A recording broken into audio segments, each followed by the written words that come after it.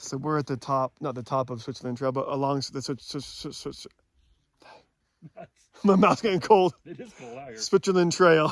And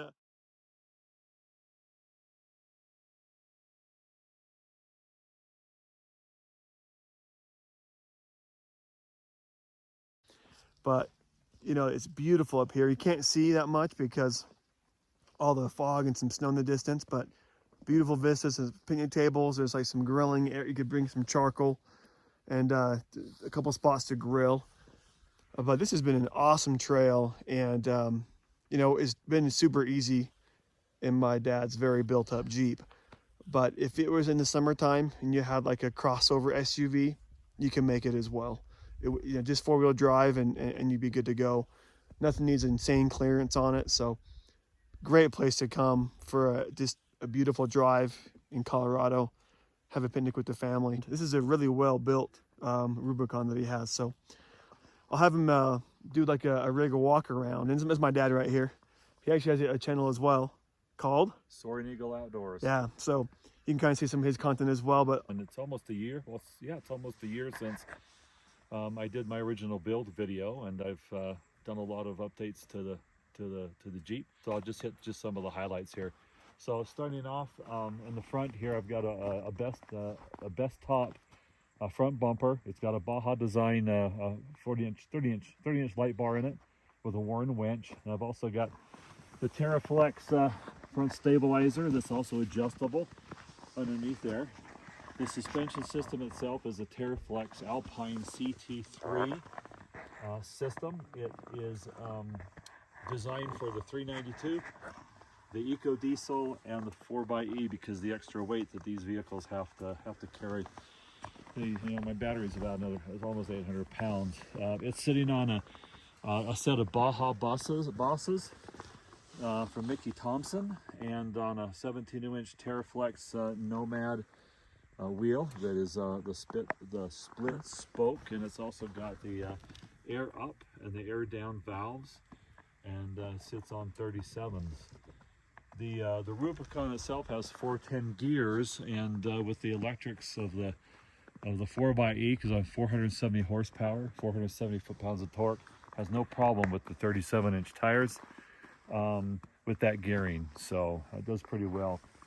I've got a set of Baja Design ditch lights. I've added in the last year now the Gobbi rack, which is designed with the quick disconnects. Those quick disconnects are designed for a vehicle with a soft top, so you can put it up and down pretty easily. With the extra stuff I've got added on, I probably would never use that, but I wanted to have that flexibility. I've got Bestop rock sliders. These are the high rock rock sliders. They do a very good job. They're frame mounted, and I use those to replace the stock OE sliders that Jeep had put on there because they are body mounted.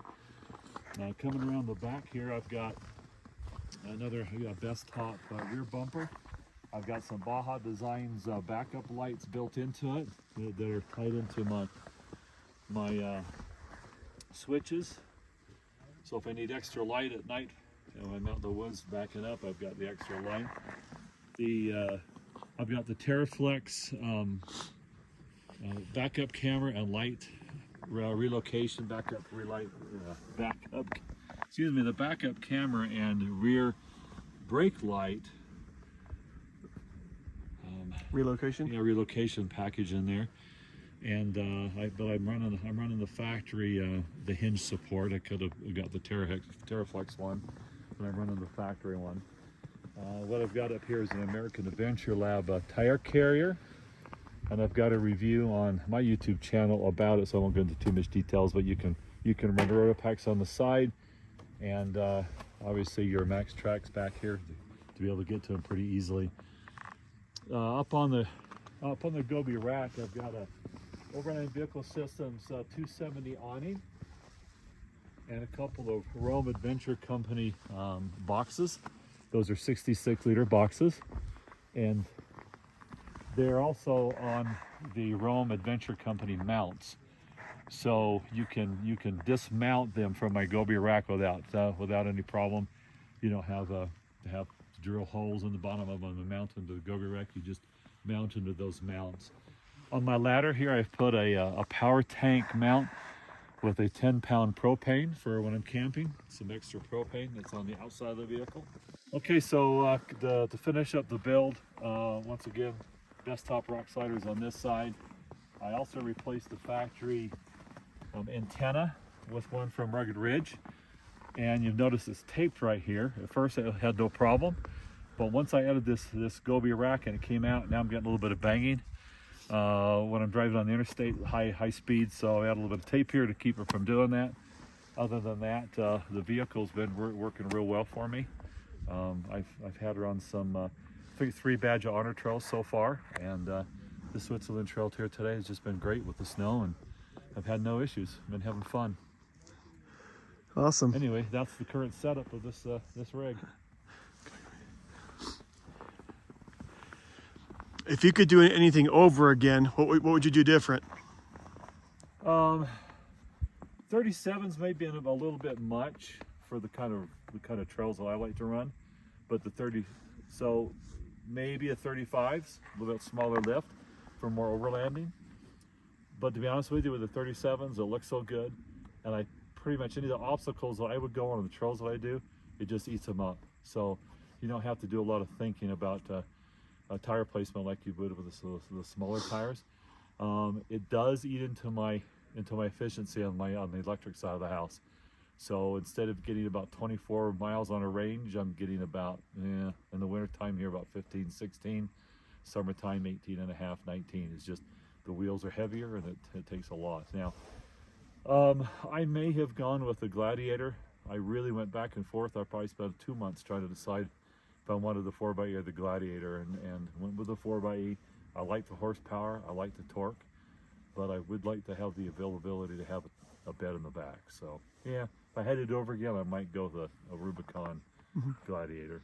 Cool. What else? Yeah, the awning. So my initial thought was, when it's a 270 awning, so it comes all the way around and it stops about here. And so if I have the tailgate out, and if I'm going to do any cooking on a tailgate table, my thought was, well, I have the canopy over that cooking area. Well, in the end, the tailgate opens up far enough that it actually goes past the edge of the awning. So if I'm trying to cook in the rain, it's going to be raining on the tailgate table. So if I had to do it over again, I would have put the awning on this side and run it back around. Now, unfortunately, with the OVS, it's directional. You have to buy one for the left or you have to buy one for the right. You just can't take this one and swap it to the other side, unfortunately. But yeah, maybe that. Put the awning. I thought it through, but I didn't think it through far enough, I guess. Yeah. So. Well, there's always some hindsight, but I think it's an incredible build.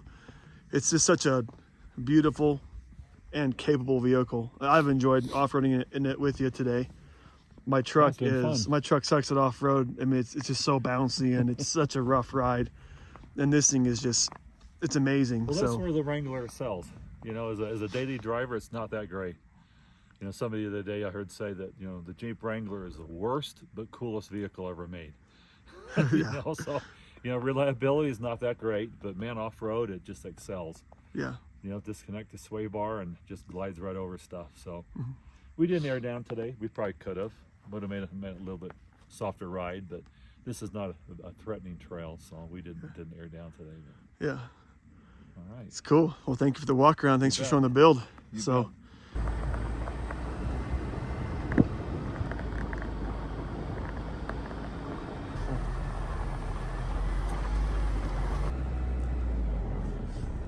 Oh shoot! I wasn't watching forwards. Hey, coming down at the end of this trail, it ends at a town called Gold Hill. Established, what year dad established in 1850?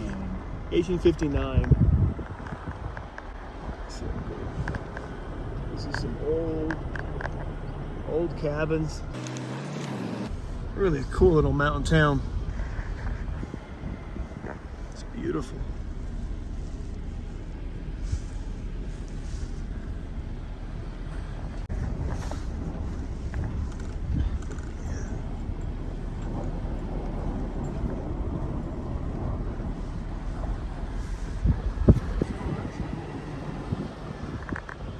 was that?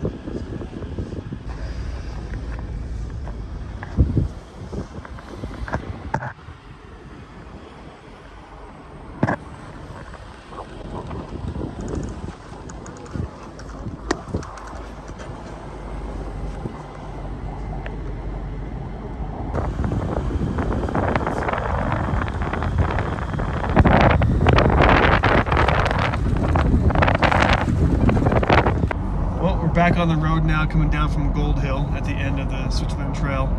That's a super cool little trail. We lost one there at the end. My Cohen didn't quite make it. He made it almost the entire time. Is that pretty fun, Ryder? Yeah, it was. Yeah, I thought it was pretty cool. Cool trail, cool views. Even right now, it's just beautiful views. I mean, it's gorgeous in Colorado right now, the Rockies. So. But thanks for watching, guys, and we'll catch you on the next video. Take care.